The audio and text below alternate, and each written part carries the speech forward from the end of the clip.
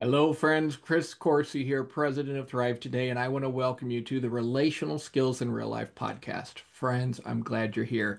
Today, we have an exciting topic on understanding the gift of unpleasant emotions. That's right. Did you know that unpleasant emotions can actually be a gift? There's redemptive value in unpleasant emotions. And my friend Kristy Harrang and I are going to have a conversation and hopefully, you'll get a lot of good gold nuggets here from this conversation and think about unpleasant emotions in a new way.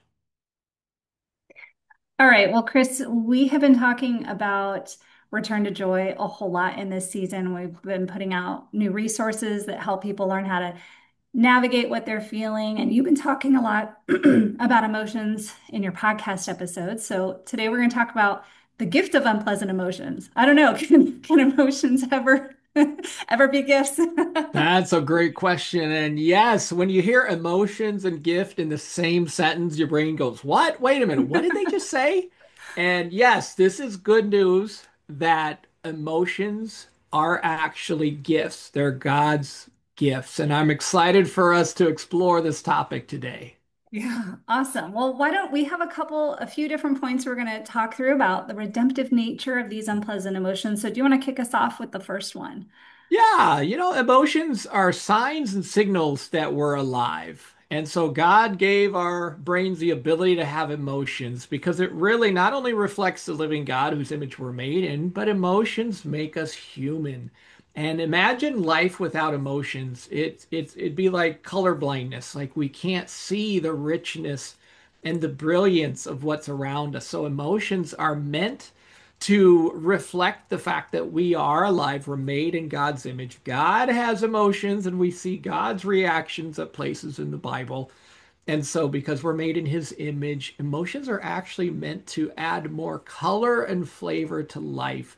So, they're meant to be good things, Christy. And that's for a lot of us. We just haven't experienced emotions as gifts and good things. So, I hope today's topic is really going to help get people thinking in some new ways. Yeah, I love that point. And I totally agree. I think if most of us think about it, we pull emotions out of life, including the unpleasant ones. Like it gets a little dull. So, Yeah, emotions make us unique and you like you do. said, indicate that we're alive, which is a really good Mhm. thing. So, Yes. what about our values? How do emotions help with that? Yeah, you see, emotions also express and point to our values, the things that matter to us in life. And so, whatever is important to us in life, the things that we really care about, emotions are going to express that in some ways. And this might be a new thought for a lot of us, but in truth, your emotions say something about not only who you are, but what you value. And when there's any problems with the good things that God's put in you and those things aren't being expressed in you or in the world around you, you're going to have an emotional response to that. So, this is a really good indicator that emotions actually say something about what's important to us. Yeah, I like that. And I think about that. I'll get irritated or angry when my kids are being unkind or aren't really valuing each other. Because for me, I highly value enjoying people and being Yes. kind toward people. And so it like grates against me, but I get mad, not because I'm a horrible person. I get mad because a value is being violated when that Yes. happens. Yeah. Yeah, that's a great example, Christy. And it kind of reminds me a little bit of an example that I've been thinking about, which is when I feel sad. There's times I feel sad when I see people hurting, I see people suffering or even feeling alone in some of the hard stuff they're navigating. That really brings a lot of sadness to my heart because I really want to see people discover God's closeness with them and feel God's love, as well as have people that care about them to come around them and to love on them and care for them and support them. So like I feel sad when I to see people kind of out on their own struggling and hurting without that connection with God as well as with people around them. Like that is just a high value for me. And I've got feelings about that when I experience it. But that's so great though, because did you say that, Chris? I mean, that's what makes you you. And we have a saying we say a lot of Thrive. It's just like you. knowing Yes. you and who you are, it's just like you to be sad like that. But if you felt like sad's bad, you miss the Yeah, opportunity to see how it's conveying something about your that's right. values. That's right. So, what else? How else can emotions be beneficial? Yeah, so emotions also really highlight and point us to the awareness of our needs and our limitations. So, awareness are reminders, emotions are reminders that we have needs and we even have limitations in this world. And you know what? We're going to have some emotions and feelings and reactions anytime we encounter some of those needs or even some of our limitations or the things that we struggle with. Our brain's going to have an opinion about that. We're going to have feelings and emotions that come around that. And this kind of reminds me of just, when I have some hopeless despair. Um, I'm in a season of life. I'm getting a little older. I don't have the energy that I'm used to having when I was younger. And I have a back issue at times that flares up. And you know what? There's times where I really want to go play basketball with my sons or go fishing or go out and do something and move or wrestle or, go for a run, whatever it is. And there's times that I just don't have it in my tank. I don't have the fuel, the energy, or you know what? I need to go ice my back. So I feel some despair around that limitation of mine that, wow, I really wish I had more bandwidth, more energy in this because I want to go engage and play with my sons. And in this particular time, I don't have it. And I don't like that. And I feel some despair in those moments. My brain has an opinion about that. It just doesn't feel very good. It's a weakness of mine. It's a limitation. And so I want to help my sons interpret that. Dad would love to go fishing right now, but you know what? Dad's in some pain. I'm gonna rest. I'm gonna ice for a little bit, and maybe we could do something else that really will match where I'm at that particular time. So we try to find mutually satisfying solutions, but it helps them understand it as well. Like, I'm really hopeless about this. I want to be able to go do these things with you like I used to be able to. So Yeah. it's a very natural response to weaknesses and limitations. Yeah, well, and it's beautiful though in that sense that yeah, when it shows our limitations, it shows us that we need God, that we need our Yes. community. I think about like sometimes I'll get overwhelmed and feel some despair or fear, maybe with workload or a project I have to do. But it's Yeah. this beautiful reminder when I can tune into that feeling but I'm not on my Mm. own. That I've got a community, I've got Mm. teammates, I've got Jesus, I have Yeah. resources and people that can come alongside me so I don't have to Mm.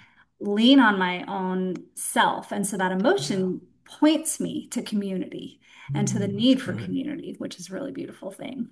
That is. Yes, Yeah. it is. Okay. What's the next one?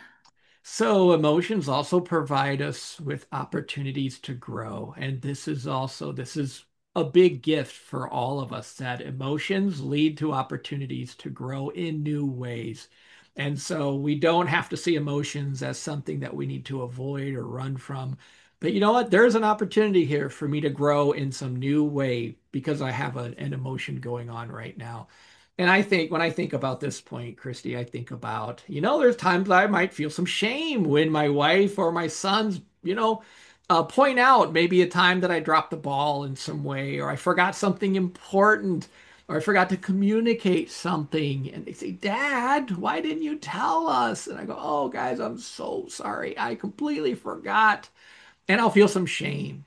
And so hearing how I impacted my family wants it makes me want to be better and it makes me want to do better, a better job as a father, a better job as showing up as a husband. So there's meaningful ways I can grow in new and exciting ways when I would feel some shame about something and how I'm affecting other people in a way that's not really building their joy. So it leads to opportunities for me to grow in new and good and exciting ways. Yeah, yeah. And I was thinking even too, sometimes I feel like our emotions show to where like we talked about how it points to our values, but sometimes it Mhm. points to where our values might be off and give us Mm. chances to grow there. So I was thinking about, I was playing video games with my kiddos and Mm. doing Nintendo, which I used to love to do as a kid, and playing a game I'm not very good at. I remember there was a time I was just getting really mad and Mm. irritated because I wasn't playing Yeah. well. But that anger to that alerted me to what am I Mm, valuing here right now? Well, what that's I'm good. valuing is being good at this. Mm, And that doesn't matter compared to spending time and having fun with my yeah. kids. And Mm, it gave me the opportunity to say, okay, I need to reassess my values here and decide actually what is important and put my heart into what matters. And it really helped me mm. shift and enjoy the game, whether I played well or not, because I Oh, realized at the end of the day, what I really value is connection with my kiddos. yes. So it gave me an opportunity to grow. That's neat. That's a great example. Thanks.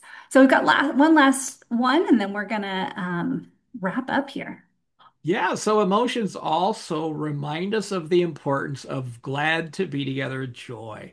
And when we feel emotions, and maybe we're feeling an emotion longer than we want to, we miss joy, right? We want that home base of glad to be together, joy. And so this is where emotions ideally lead back to glad to be together, joy, what we call return to joy, because our brain craves joy. And so if I'm mad or I'm sad or I'm feeling hopeless, my brain's saying, hey, let's get back to the home base of joy here. Like, really want to get back to joy, especially when it's relational, maybe relational emotions that's coming up. Like, I really want to get back to joy with this person because I don't like being stranded on this island without glad to be together joy. So emotions are meant to lead back to joy. Awesome. Well, I love that taking a look at this just helps us remember that when we're feeling unpleasant emotions, we can stop and pause, and that there's so many good things that God can use out of that to make us more aware Yeah. of who we are, what we value, to grow, to see our need for Mm, community, why joy is so important, and we want to be able to process through the emotions and get back to mm, that. So I'm so thankful, Chris, for you sharing with us mm. today on Thank these you. things.